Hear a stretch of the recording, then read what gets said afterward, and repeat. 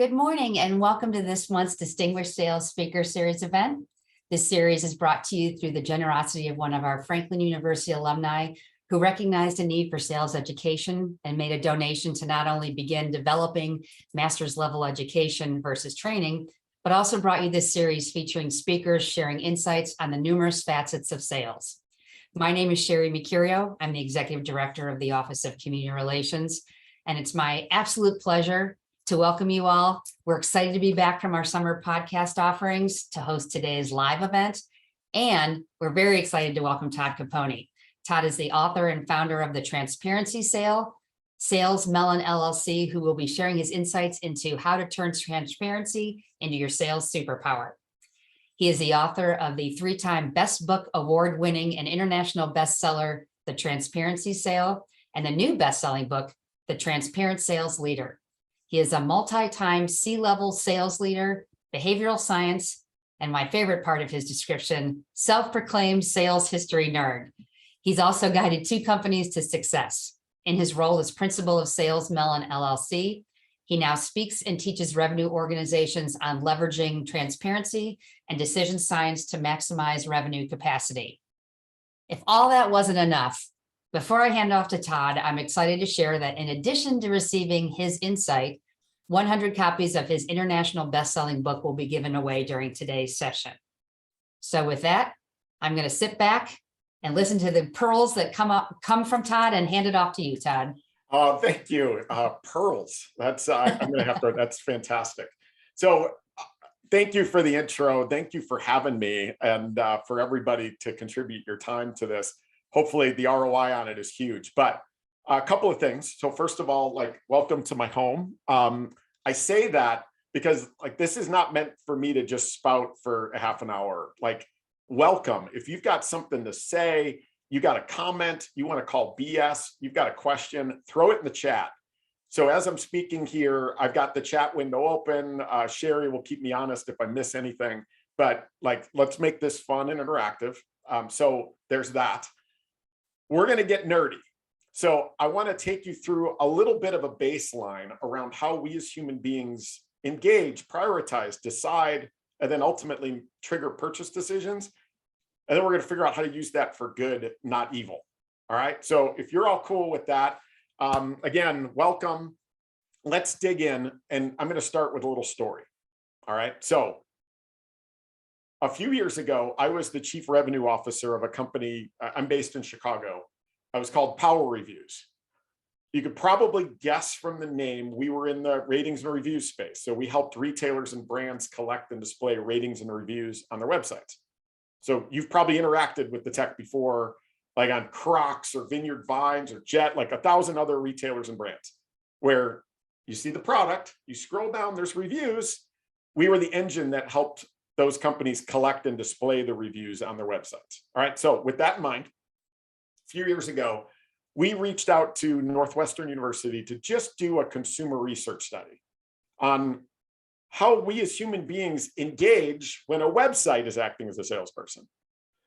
The results came back. There was 3 data points out of it, 2 of which changed my life like could only happen to a nerd. What I mean by that is that the data points changed my perspective on the state of selling, how our mind works. It was kind of crazy, but I'll take you through the 3. And when I say that, I mean, I quit my job and wrote a book like a lunatic. 3 data points. The data point that didn't change my life was that we all read reviews today. At the time, it was 96% of us, when a website's acting as a salesperson, I'm going to get to the human to human in a minute. 96% of us read reviews before we make a purchase of significance that we haven't bought before, right? And I guess the only surprise there was that there was still 4% of people that don't. If you're one of those 4, raise your hand. I'd love to talk to you. That would be interesting. But the 2 data points that changed my life, all right? Number 1, 85% of us go to the negative reviews first, right? So when a website's acting as a salesperson, you read the reviews, you skip the 5s and go right to the 4s, 3s, 2s, and 1s, right? It's probably most of you. And the other data point that changed my life was that a product on a 5-star scale, and this is across all product categories, that has an average review score between a 4.2 and a 4.5. That is optimal for purchase conversion, meaning that a product that has negative reviews right under it, oh, this product sucks, it actually helps the product sell more. Like, I thought that was crazy, that a product that's got negative reviews will sell better than a product that's got nothing but perfect 5-star reviews. You probably feel that, right? Like when you're buying something and every review's a 5, you're like, I need to do more homework because that can't possibly be true. That's what we all do subconsciously. So being the nerd that I am, I started to look into this and thought, all right, if that's when a website's acting as a salesperson, what happens when a human being is acting as a salesperson, right? Like, do we do the same things? Does our brain require the same types of information? And I hope you guys get my joke here with the Homer Simpson's tiny little brain. That was mine back in the day. So the point being, I dug in to figure out whether or not this applies to human or B2B selling, or is it only when a website's acting as a salesperson? Found pretty quickly, the answer was clear. As it turns out, transparency sells better than perfection, right? Leading, the 85%, leading with the negative, leading with the downside, leading with what you give up to be great at your core, actually speeds the buying brain's ability to predict, and it's a prediction that triggers a purchase. Here's a sentence for you to write down. And again, if you want to call BS, throw it in the chat. I want to hear you. We don't buy when we're convinced. Or if we do, we're probably angry about it a couple hours later. We buy when we can predict. All right. We as human beings are prediction machines. We are seeking a prediction, and we know at a subconscious level that perfection does not exist. And as a result, we need the negative to be able to predict and to be able to trigger a purchase. All right. So transparency sells better than perfection. You all do it. You all go to the negative first. There's a company you may have heard of that you might want to look up. They're called Amazon. Yeah, they're pretty well known. Back in 1995, they were the first ones to start this whole trend of, hey, listen, we're going to sell products on our website, and we're going to invite people that have purchased those products to come back and tell us what they think, good or bad, and we're going to display it right under the products. Amazon did pretty well. You all do it. You all go to the negative reviews first. Why wouldn't that be the same in the human realm? So here's the thing. I start getting excited about this. I'm looking across my sales org, we had about 65 people on my team at the time. And I'm like, you know, we're teaching our reps to sell as though we're perfect, right? To basically hide what we give up, hide the flaws, and hope that they don't find out and they make the purchase, right? And I thought, that's probably not the smartest way to do this. And so we started experimenting, and magic happened. And I'm going to take you through that in a minute. But that magic led me to this revelation that, listen, transparency feels good to be honest, right?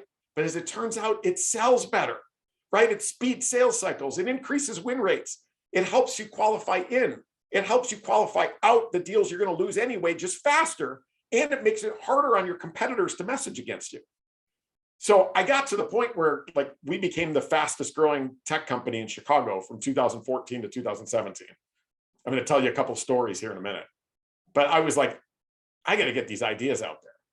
So I decide I'm going to write the book. I leave my job, write the book. The president of North America for Salesforce finds out, salesforce.com, calls me. And he's like, Todd, I heard you left Power Reviews. I've got a job for you. Like, there's a CRO opening at this other company that I'm an investor in. You would be great at it. And I was like, Andy, I left to go write a book. He's like, Todd, no. Come to this company, do it for a couple of years. Think of the stories you'll have. And I'm like, Andy, it's not a memoir. It needs to be told right now. And here's why. As Sherry had mentioned, I'm a self-proclaimed sales history nerd. Like all those books there, those like early 1900s sales and sales management books. When cool people are doing cool things on the weekends, you'll find me curled up with a 1905 magazine on sales, like a total nerd. But in those books, honesty was always there's chapters dedicated to being honest. right? Like we've always known that honesty sells, right? Honesty is the best policy. But something's changed recently where we now have to be honest. It sells better, but due to the proliferation of reviews and feedback on everything we do, buy, and experience, you got to do it anyway. So now is the time to embrace this and figure out how, right? I mean, you wouldn't buy a pair of shoes without reading reviews, right? 96% of you, and the last numbers show it was up to 99%. You wouldn't pick a new restaurant, a new experience without visiting the reviews first, right? You wouldn't, you're rating your Uber drivers who are rating you. And shameless self-promotion, I was a 492 as of last check, so I must be fairly pleasant. We'll see how that goes. But the point being that now, because of the proliferation of reviews and feedback on everything we do, buy, and experience, you got to figure out how to do this anyway. All right? So let's take you through a couple of examples here. And again, if you've got questions, you've got comments, throw it in the chat.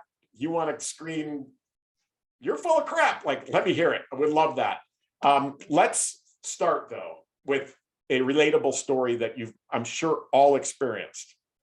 Let's go to our favorite retailer in the world, IKEA. Wait, IKEA is not your favorite? Huh. How could that be? You know, when you walk into a retailer and they have to hand you a map, like, you know, you're in for it. You're like, you get a map, you're like, oh, this is going to be a pleasure. But let's say you're looking for bedroom furniture. So you go, you finally find what you're looking for. There's no salesperson around to help you out. You figure out what you want. You got to write down the code or take a picture of it, of where you are going to have to go find it in the warehouse downstairs yourself, find the boxes, pull them off of the shelves. They're like 125 pounds onto a cart that doesn't have brakes, which seems like an oversight. Like, why put a little brake on it? But so like the cart's rolling away as you're trying to put the boxes on. It's completely nuts. You finally, check out, you go to the parking lot. And if you're ever looking for something fun to do on a Saturday, bring a cooler, sit at the little benches by where all the cars back in, and then like bet the over under on the number of F-bombs you'll hear from newlyweds as they're trying to pack the boxes into the back of their whatever small car, like Tetris style, right? Just like, oh God, like it's like a nightmare. It's always funny, like even when I've been there, to just kind of hear people yelling at each other as they're trying to put boxes in the back of their cars. You get in the car, you finally get it in. You're driving home, you got like a souvenir injury or two. So like, remember the experience. And you're like, I'm glad I left all that nightmare back there, right? No, not so fast. You then open the box and there's 150 parts and there's no words on the work instructions other than the word like Svarta or whatever the weird Scandinavian brand names are. The point being here, IKEA is the #1 furniture retailer in the world for 14 straight years. All right. #1 in the world for 14 straight years. And it's a nightmare. But you know why? Because they set expectations. They embrace what they give up to be great at their core. They tell the world, listen, you're going to find it, you're going to pick it, you're going to pack it, you're going to jam it, you're going to assemble it, and you're going to do all that. But the benefit is you're going to get modern Scandinavian designed furniture that you didn't pay much for. Oh, and there's really good meatballs upstairs if you're interested in those. But I think that's the opportunity here. When you look at the greatest retailers in the world, they're doing this really well by embracing and actually branding what they give up to be great at their core. Because nobody complains at IKEA about the experience because they know what's coming and they keep going back. #1 in the world for 14 straight years. But Anthony, I see your note about like, I've never been to an IKEA. It was funny. I was watching an old episode of 30 Rock. Like, I don't know if you remember that. It was on NBC.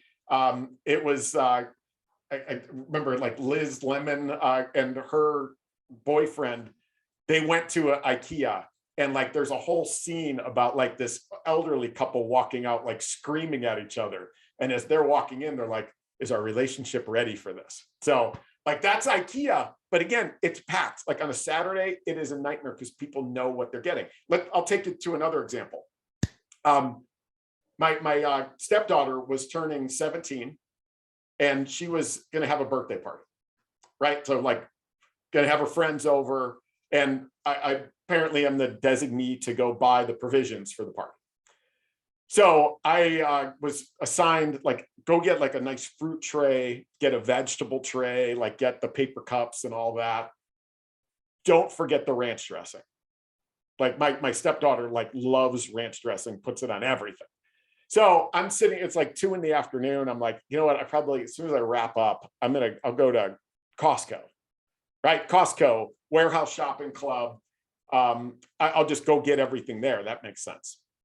I ended up, what was funny is like, I went on LinkedIn and I saw there was an article that was talking about the fact that like customer service is the new mountaintop, right? It's a new peak. We all need to, like, yeah, all right, good argument, cool. So that fresh in my mind, I get in the car, I drive over to Costco.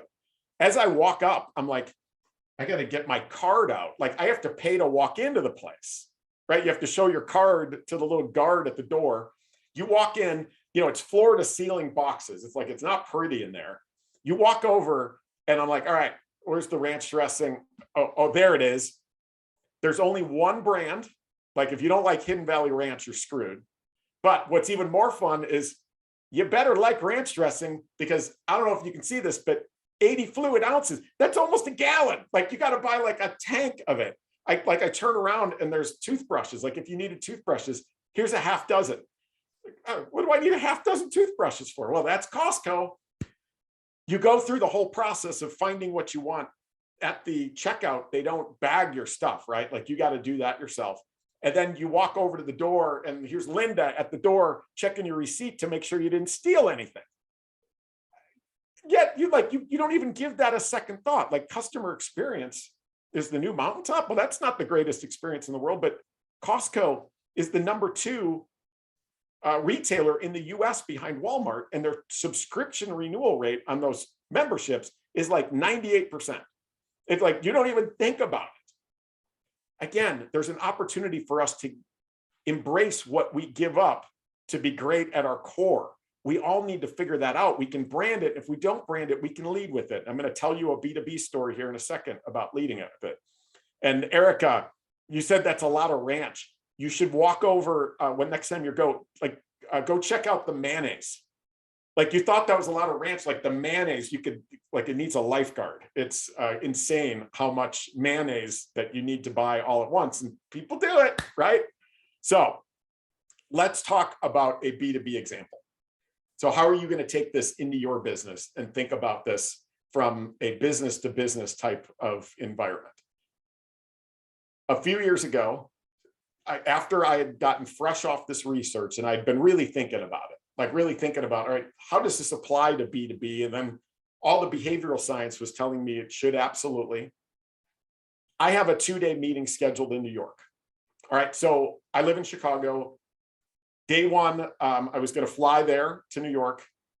Once arriving there, I had an afternoon meeting. It was like a 2 or 3 hour meeting in Manhattan. And then there was another meeting, a dinner, and then meetings the next morning, and I would fly back. All right, so morning number 1, get up, get on the plane, fly to LaGuardia, land, turn on my phone. I have a text message from that first meeting, that 1 to 4 p.m. meeting.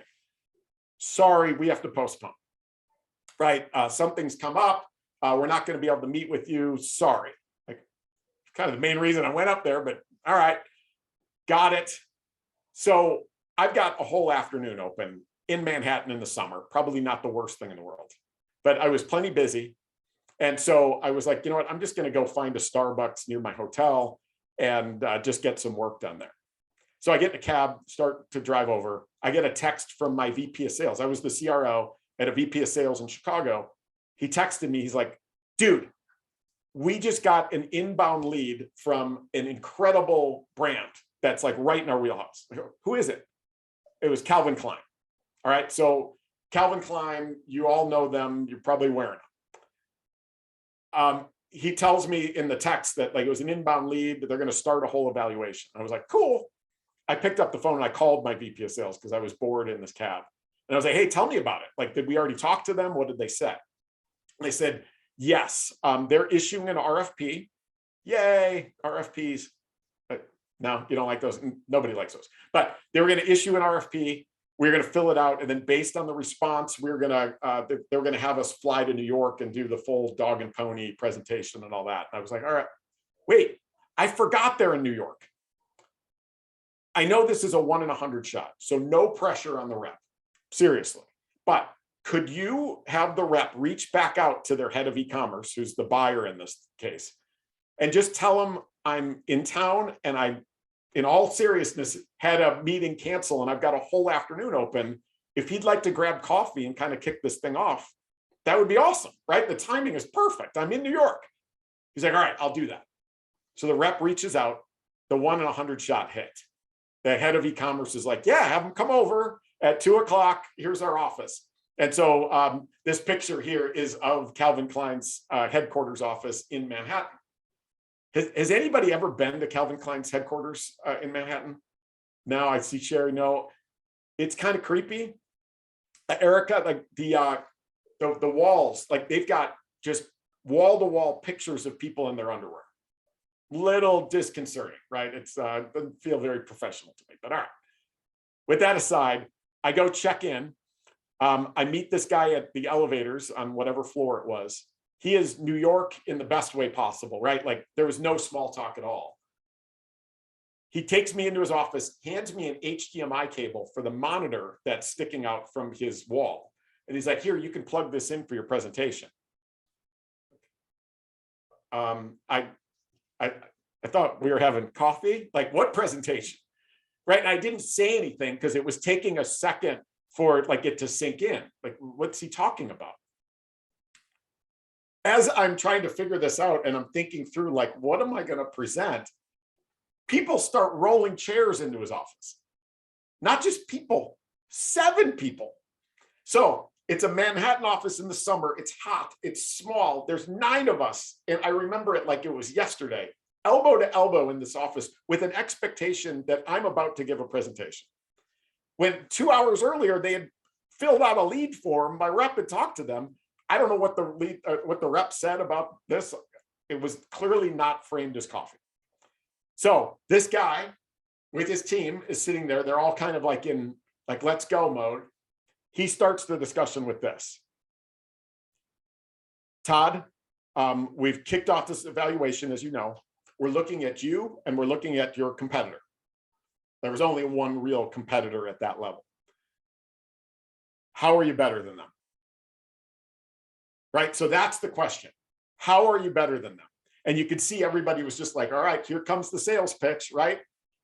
Again, fresh off all this research and realizing, you know what?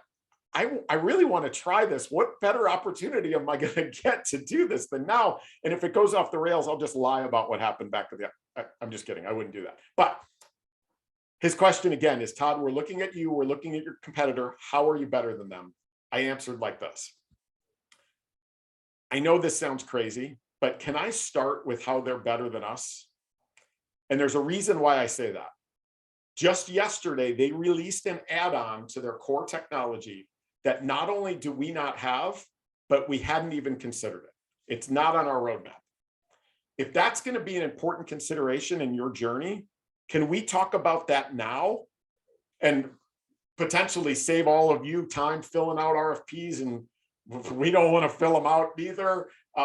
You don't want to read them, and maybe even save my team some time and dollars flying here to New York if that's going to be an important consideration. You could feel the whole room deflate right away. Like, instead of it being sales pitch, they're like, we hadn't even heard about it. What is it? And I was like, well, they've got their core technology. This is an add-on. It does ad retargeting based on the reviews. Like, it was this nerdy thing, but it was an add-on that we didn't do, right? We had a core. They were around here.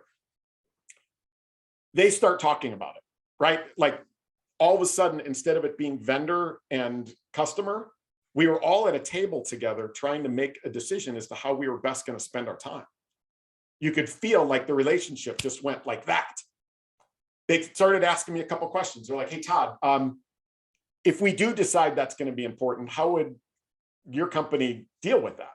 And I was like, I don't know. Like, they just announced it yesterday, right? Like, I'm not sure. Here's how I would guess, but like, again, we can get some technical people on the phone to talk through that, but they just released it. I'm not sure. They're like, all right, cool. They keep talking. They're like, Todd, we hadn't considered it either. And even if we did, it would be way down the road. So the answer is, it's not important to us. Let's keep going. And I was like, are you sure? Because their first beta customer is Gap, right? The apparel company. And they're like, yeah, we got it, right? What happened next is what really changed my life, right? The 2 data points, you thought that did it? Well, this experience right here. We end up, they tell me that that does not matter. After about 10 minutes of sharing, like, hey, we give up that stuff to be great at our core, right? And I go into our 4.2 to 4.5 speech, right? Like, this is what we're great at. 10 minutes in, he looks at his team and he's like, have you all heard enough? They're like, yeah, we're good. They all get up and leave. And again, instead of it being apprehensive, it's just like, hey, Todd, it was great meeting you. Like, like really friendly and all that. This guy then, so it's just me and him in his office, pulls a folder off his credenza, opens it up. It says e-commerce budget. 5th line down is ratings and review software. He shows it to me and says, can you hit this? Now, I've been doing this a long time. Like, I'm aging like guacamole over here, but I had never in all of my engagements had a buyer within the first 20 minutes of meeting this individual show me their actual budget, right? Like, all of a sudden that transparency was begetting transparency. We had a conversation about that. 10 days later, I'm back in Chicago. I'm in a meeting in my office. Phone rings, caller ID pops up. It's Calvin Klein. I'm like, oh, I got to get this one. I answer the phone. It's him, that head of e-commerce. He proceeds to tell me that they have decided to not do the RFP, to not fly anybody around, and that they're just going to move forward with us to hopefully get to their goal outcome a lot faster. They just felt like there was more of a connection. What we were focused on is what they're focused on. And there was no need to invest 4 months in this whole thing. Right? So like, that was magic. But I also, like, we had a little conversation. He was like, hey, Todd, I just wanted to tell you something else funny. I called the competitor first to tell them, right, that we're just throwing this whole thing out. We're going to go with Power Reviews. They immediately went into a pitch for their new add-on. Right? They're like, and Gap is using it. We're like, I know. Power Reviews, the CRO already tried to sell us on that. We're not interested. Now, you might be sitting there going, holy cow, Todd, that's bold. Like, I don't know if I could be that bold. I don't know if you can't be that bold. And here's what I mean. Would you rather they find out now, or they find out 3 months from now after you invested all kinds of time and resources and RFPs and flying around? That's number one. Number two, would you rather they find out from you or find out from your competitor? You've got an opportunity to control the message. I literally pitched it as though I was with them because I knew they were going to do it. And number three is the trust that is built through leading with that has magical impacts on their ability to predict. Again, I wasn't there to convince them. I was there to help be a guide to them, an advisor, a consultant, to help them make the right decision for themselves and their business. And instead of it being a 6-month process, they made a decision within 10 days. We had like 4 weeks of T's and C's because that's what people do. We got the deal done in less than 6 weeks in what would have been 6 months. And it happened over and over again. And like I said, from 2014 to 2017, according to Deloitte, Power Reviews became Chicago's fastest growing tech company. And I swear it was because of this, right? I mean, we were a great company. We had great people, great tech, but I believe that we were differentiating in the way that we sold. And we were getting really, really efficient with it. Because if we were going to lose, we would lose fast so we could spend more time on the deals we should be winning. All right. And so to that point, a little data point here. So this is the only data point I've got here for you. And this was a study that was done by the Corporate Executive Board 5 years ago. It's now Gartner. And they keep sharing that this data point has stayed exactly the same over this time. This was looking at, you're probably all selling to a consensus audience, right? Like multiple buyers. Well, this data point was looking at, all right, where do those multiple buyers spend their time? In a regular purchase, where is their time going? Well, as it turns out, only 39% of their time So that's the 22 plus the 17. I wasn't a math major. I think I got that right. 39% of their time is spent talking to you, talking to your competitor, or talking to their internal buying group. That leaves 61% of their time during the purchase process doing other stuff. And what's that other stuff? That other stuff is back channeling it. It's checking references. It's talking to analysts. If analysts exist in your space, it's doing review searches, right?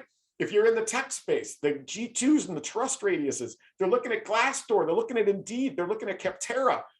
There's a ton of review sites out there now for everything. Again, the proliferation of reviews and feedback has never been wider, and it's only getting worse. I encourage all of you, when we're done here, take your own company name and go into Google and go your company name reviews and see what pops up and read them all. Before I do a workshop with a company, I do that, right? And I read all their reviews, or as many as I can. Sometimes some companies have millions, but you can find themes.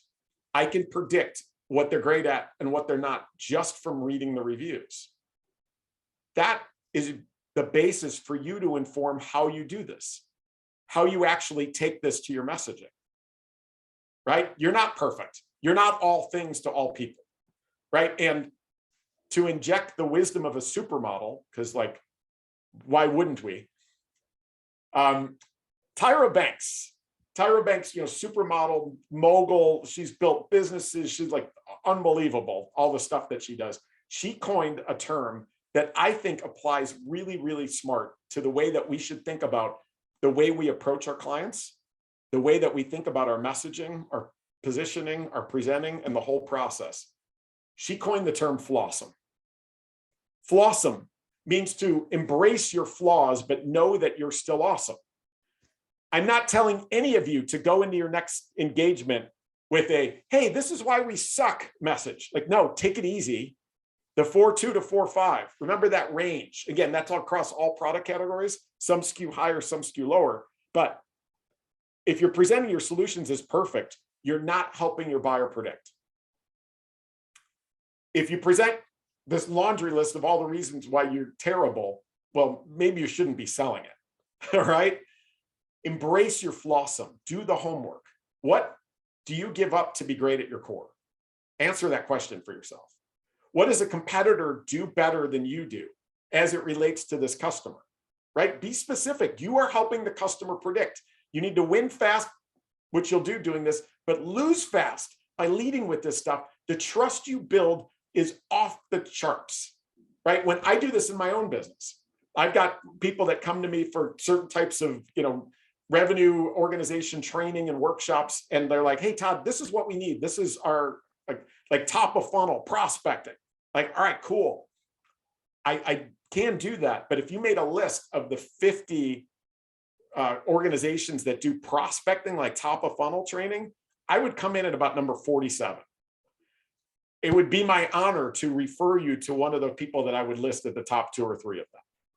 And in every case, I'm not sure I've ever had a client that's like, oh, that would be awesome because we need that, but tell us more about where your focus is and what you do. And they end up coming back around every time anyway, or I get referrals as a result of it. Build trust, help the customer predict, all right? So I want you all to think about that. And in the chat, if you want to make comments, give me your thoughts on where we are on this thing, but your homework is for you to sit back when we're done and go, all right, what do we give up to be great at our core? And then what is that great core? I think every B2B organization's got an opportunity to do it. The best B2C companies in the world do it fantastically well, right? And like, I go back to like, I was watching Seinfeld and like the Soup Nazi episode, right? Where people are lined up down the street to get yelled at by this guy. Why? Because the soup is great and that's the expectation and they're almost disappointed when they don't get yelled at, right? You don't have to be all things to all people. You don't have to be perfect. And that whole idea of customer experience and customer service is the new mountaintop. You've got to set accurate expectations and consistently meet them. That is the goal. Every time you go to a McDonald's, you're not going to get the greatest burger in the world, but you know that every McDonald's you go to, the burger is going to taste almost exactly the same. That's your goal, to create accurate experiences for your customers and embrace the good and the bad. All right. And I'll tell one quick little rant about that. One little, I guess, counterintuitive thought. You know how you've probably all heard this axiom that, like, you obviously never want to overpromise and underdeliver, right? Like that's bad idea. That's not sustainable. I would actually argue that you also don't want to underpromise and overdeliver. Now, I know that might sound counterintuitive, but a lot of people, when I talk about this, they're like, I always underpromise and overdeliver. That's cool. That creates a one-time short-term customer satisfaction spike, but it's not sustainable. It is actually a form of lying. And here's why. Quick story for you. Then I would love to open it up for questions, Sherry, and see if we can get some thoughts on this. My wife and I and our two kids were 8 and 10 at the time. There's a restaurant just outside of Chicago here called the Lucky Monk. It's in Barrington. It's fantastic, right? But when you go to a restaurant, what do you expect? Well, you're going to be seated. You're going to be given menus. They're going to take your drink order. They're going to come back with the drinks, take your food order, bring your food. When you're done, they're going to come and ask if you want dessert and bring you your check, right? Like that's the normal gig at every restaurant. Well, this restaurant does all of that, but with the check came warm, freshly made chocolate chip cookies and milk for the kids. Unexpected, right? That's an under promise, over deliver. You don't expect that. All of a sudden, the kids have got milk and warm, freshly baked chocolate chip cookies. They are so excited. These things are fantastic. They're like, we're coming back, right? Like they were so excited. So their satisfaction level through the roof at the end of this meal. So a couple of weeks later, we go back and now it's the new expectation, right? So we go through dinner, we got all of that. They bring the check, warm milk and cookies. Kids are like, yay, cool, great, right? But that was the new expectation. What really blew my mind though is the third time we went. We go, we get through, we get the check, the milk, the cookies come out. This time the cookies were not freshly made. Like clearly, maybe they're an hour old, but they were not warm. They were a little hard. My kids were pissed, right? They're like, they're like crying about the cookies this time. I want you to think about that when you think about under promise, over deliver, that you set a higher bar and that becomes the new expectation. And anything under that creates a bad experience for your customers. Just be careful, right? Figure out what you give up to be great at your core and lead with it. And I'm telling you, the impact on your business, you will feel great about it. You'll feel great about the honesty and the whole process that goes along with that. But you will also feel your sales cycles speed up, your win rates go up, partially because you'll be qualifying in deals better that you should be working, partially because you will be losing faster the deals you're going to lose anyway. And you make it really hard on your competitors to message against you. So I want you to remember that transparency, as it turns out, sells better than perfection. And due to the proliferation of reviews and feedback on everything we do, buy, and experience, you got to do it now anyway. Do the homework for the buyer. Go read the reviews. Go ingest all of the information that they would need to do and present the pros and the cons to the customer, because your responsibility is to help them predict. Your responsibility is not to convince them. All right. So I will take a deep breath there. How did we do? Todd, that was great. I've been making notes. First of all, I'm going to make sure that I use the word flawsome at some point today. I forgot about that word, so that was great. And one of the things that struck me and I'm just going to chat, but I will invite anybody watching today to please, if you have a question or a comment, put it in the chat and we'll address it. One of the things that really struck me about what you said, the transparency piece, really is sort of a teaser to, hey, I'm going to be your partner. Not just I'm selling you something that I'm going to shove down your throat and you have to take it and you have to buy it and then I'm walking away. The fact that you came in and said, what do you need? You asked questions. You didn't just give your spiel. For me, what I would have said is, hey, this guy's going to be my partner. It's not just a salesperson. It's my partner in solving a problem we have. And I think I've seen it in so many things. That approach it does endear you to that person. Absolutely. What's funny, being the nerd for sales history I am, I'm sure all of you listening here have heard the phrase buyers know more nowadays, right? Like you hear those, like, buyers know more nowadays, like, oh, it makes the role of the salesperson harder. Well, that line, buyers know more nowadays, that can be found in Thomas Herbert Russell's 1912 book, Salesmanship.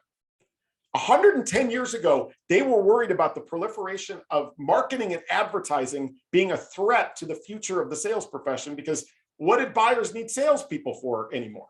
Well, the sales profession flourished. Fast forward to 2015, 7 years ago.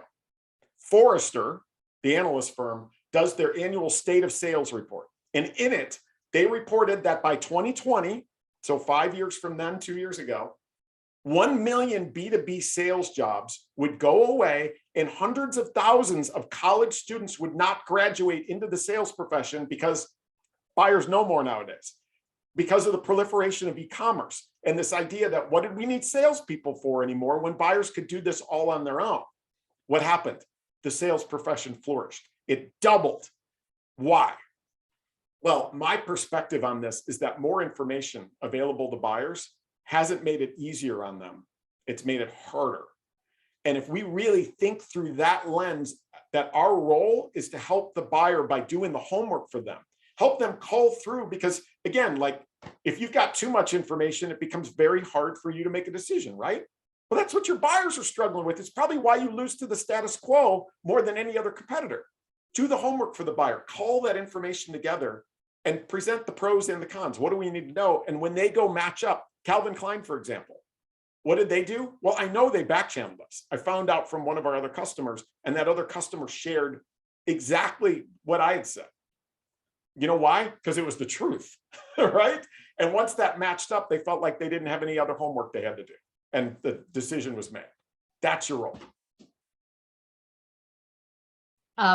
Alice shared that your story reminds her of Miracle on 34th Street when Santa directed them to other stores. Absolutely, Alice. Great analogy. That's awesome. Yeah, and it's funny that, like, that's what I do with my business, right? Is just, when I have an inbound lead that's not in my wheelhouse, I know it's going to take me longer. I know that the outcome is not going to be as good as maybe it could be with somebody else. And so that takes guts. But the only thing you have in your inventory, the most valuable thing you have in your inventory to convert to revenue, is your time. And I just look at it and go, where is my time best spent?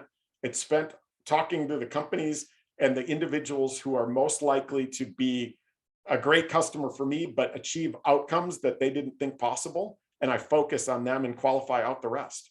And what's amazing about that is it leads to more and more. You got to play the long game. And Becky shared, to your point, basically sales is not really sales, but truly is education for the customer. Exactly. It becomes more like being a consultant and advisor than it is being somebody who's there to sell. And earlier you talked about, and I know we talked about this when we first met, the whole, as you look at reviews, I find that I look at the reviews for higher priced items, but some of the lower priced stuff, I think, if it doesn't work out, whatever. And I do go to the negative sales first, or the negative reviews first. But what I notice is if there are no negative reviews, I think the ones that are there were obviously planted by the people that work there. It automatically loses credibility for me, because you can't make everybody happy, because you can't be everything to everybody. So when you said that earlier, it just sort of triggered that memory to me that, oh, I do that exact same thing. Yeah, exactly. I mean, 5-star reviews are basically an extension of marketing, right? And when I'm trying to predict, I read the marketing, like I'll read the product detail page when a website's acting as a salesperson and go, oh, that does that, it does that. All right, now I want to know what it doesn't do. And I'm going to go to the reviews and look for it. So I'm going to skip past the 5s and look for all that. And if it isn't there, our brain can't predict. Exactly. And we need that. And your role as a salesperson, if you want to speed some stuff up. But like I said, a lot of times I get like, wow, that's really bold. I think it's bold not to. And I'll leave you with this, my favorite quote from the history of sales. It's from 1919, a guy named Arthur Dunn, who wrote a book called Scientific Selling and Advertising back then. He's got a quote: if the truth won't sell it, don't sell it. right? Just like such a simple quote. And it's not about like, it feels good to be honest. It sells better too. Like do it anyway. I think that's your opportunity right now. Absolutely. Absolutely. Well, Todd, I want to thank you for joining us today. As I predicted, definite pearls of wisdom were shared here. I'm sure our guests enjoyed your presentation as much as I did. Like I said, I'm definitely going to be working in the word flossom at some point today. I'm not sure where. For our guests, I want to thank you for joining us. Shortly, you'll be receiving a survey regarding today's event. We ask that you please take a moment to complete the survey. It's very quick, but it does help give us an idea if we're meeting your expectations or if we need to try harder. If it's not good, tell us, to take Todd's point, be honest with us. We want to be your partner in presenting this. So the more information you give us, the better prepared we can be to meet your expectations. If you like today's series or today's event, I would ask you to think about our upcoming sales workshop series. There'll be 3 sessions. You do not have to go to all 3. Session 1 is principles to set you up for sales success. Session 2 is aligning your selling process with buying the buying. And session 3 is questioning framework for sales success.